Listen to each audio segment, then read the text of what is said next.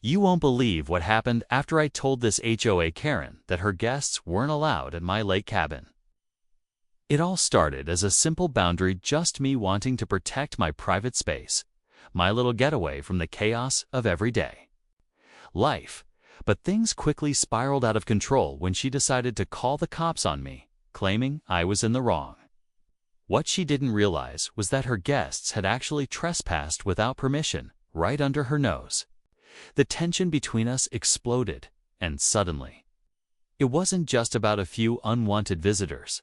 It became a full-blown neighborhood drama. From the moment I banned her guests, I knew there might be some pushback. HOA conflicts aren't new, but this felt different. This Karen wasn't just going to back down quietly. She seemed determined to make a scene, using every tool at her disposal, including the police, to try and get her way.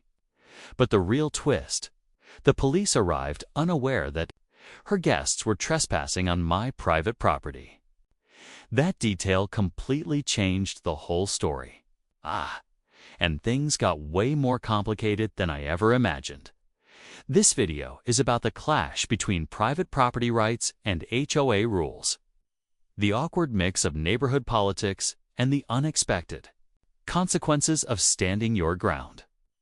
It's a story about boundaries, respect, and what happens when people don't see eye to eye about property and privacy. You'll hear exactly what happened when the cops showed up, how the situation escalated, and why this simple lake cabin dispute turned into something so much bigger.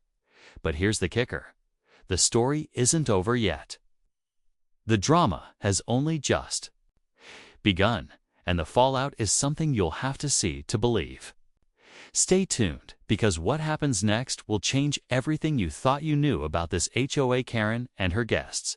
To really understand why this all blew up, you need to know a bit about the lake cabin and the neighborhood where it's located.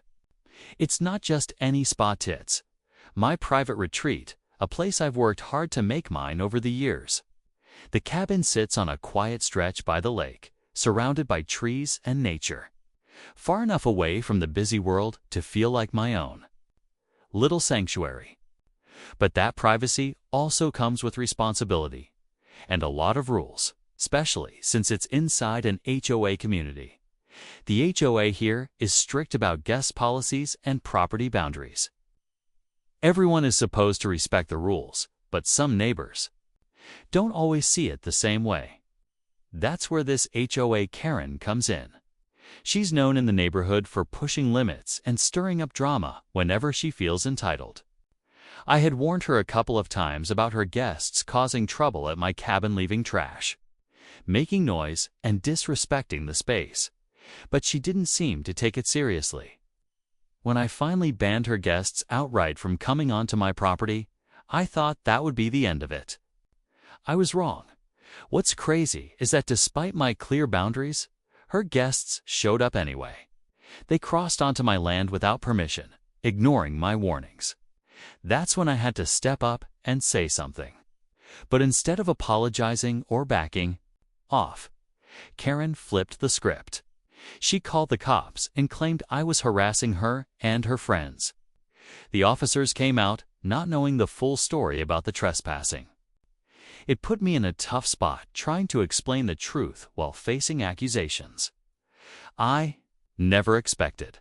The whole situation feels like it's teetering on the edge of something bigger. There's tension, mistrust, and a growing divide between neighbors, who should really just be respecting each other's space. And honestly, it's hard not to wonder what's going to happen if this keeps escalating. The answers aren't clear yet, but I promise you, this is just the beginning. As the days passed, the tension in the neighborhood grew thicker. What started as a disagreement over guests at my lake cabin began to ripple out, affecting other neighbors, who were watching the situation unfold with a mix of curiosity and concern. Some people quietly sided with me, understanding the importance of respecting private property and HOA rules. Others seemed to sympathize with Karen, blaming me for what they called overreacting or being too controlling. The community was starting to feel divided, and the friendly atmosphere I once enjoyed around the lake was fading. Meanwhile, Karen didn't stop at just calling the cops. She started rallying other residents, sending messages, and spreading her version of the story. She painted herself as the victim, someone unfairly targeted by a strict property owner.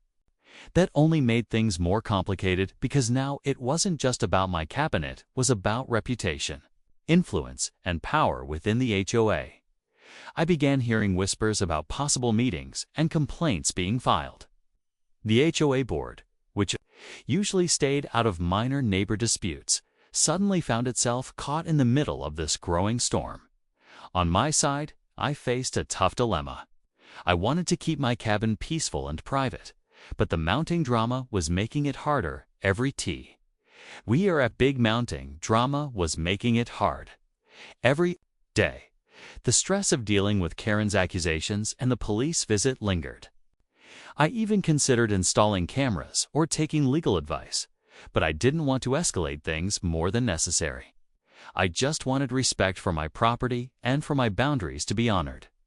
What added another layer to this conflict was the mystery about Karen's guests themselves. Who were they really? Why did they keep coming back after being banned? Some neighbors claimed they were just casual visitors, but others hinted at a deeper pattern of disregard for the rules. It raised questions about the HOA's enforcement and how much control residents truly had over who came and went. The whole situation was becoming a tangled web of accusations, misunderstandings, and hidden motives. And through it all, I kept wondering, how far would Karen go? Would this drama blow up into something bigger than just a cabin dispute?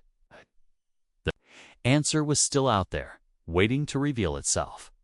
The situation kept getting more intense, and it felt like the whole neighborhood was holding its breath, waiting for the next move. Every time I thought things might calm down, Karen found a new way to push back. She started showing up unannounced at the cabin, claiming she had rights to be there with her guests.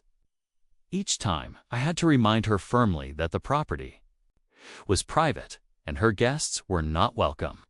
But she wouldn't back off, and that only made her more determined to challenge me.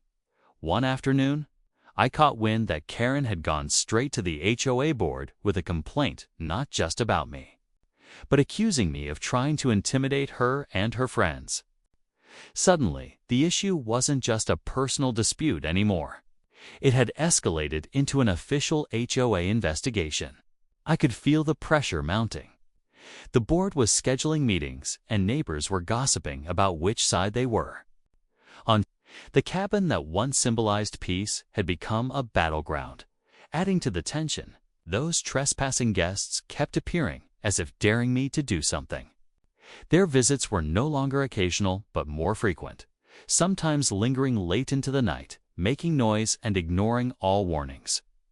I started keeping detailed records, taking photos, and even talking to a lawyer, just in case things spiraled out of control. The thought of calling the cops again crossed my mind, but the last time only made things messier, with Karen twisting the story to her advantage. The most unsettling part was the uncertainty. I didn't know what Karen was planning next or how far she'd push this feud. Would the HOA side with me or her? Could this break the fragile peace in the community? And what about the guests? Were they just careless visitors? Or was there something more going on behind the scenes? As the next HOA meeting approached, I realized this was the moment everything could come crashing down or finally start to get resolved. But neither Karen nor I were ready to back down, and the tension was about to reach a boiling point. What happened next would change everything, just when I thought the situation couldn't get any worse. Something unexpected happened that changed everything. A few days before the big HOA meeting, I discovered that Karen's guests had actually been sneaking onto my property through a hidden path I didn't even know existed, a narrow, overgrown trail on the side of the cabin. It was like they were deliberately avoiding the main entrance to dodge any confrontation. That discovery hit me hard because it meant all the times I thought I was dealing with just a few careless visitors. It was actually a well-planned pattern of trespassing. But here's the twist: when I brought this new information to the HOA board, hoping it would finally show the seriousness of the situation, they surprised me. Instead of backing me up, they revealed that some board members had quietly been receiving complaints from other neighbors about my strict enforcement of guest rules. Apparently, a few residents were uncomfortable with how I was handling things and thought I was creating unnecessary drama. It felt like I was being punished for standing up for my own property rights. To make matters even more complicated, Karen started hinting that she had evidence of her own messages and photos that could paint me in a bad light. She claimed I was being hostile and unneighborly, suggested she might escalate the matter to local authorities again. Suddenly, the entire conflict wasn't just about trespassing or HOA rules anymore.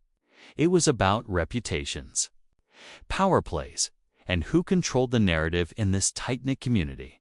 The tension was now electric.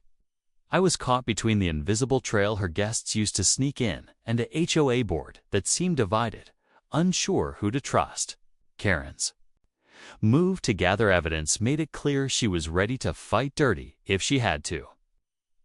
I realized the day of the HOA meeting arrived, and the tension in the room was palpable. Neighbors packed the small community hall, whispering among themselves, eyes darting back and forth between Karen and me. When it was my turn to speak, I laid everything out clearly: the trespassing, the hidden trail, the repeated warnings ignored. I even shared the photos and records I'd collected.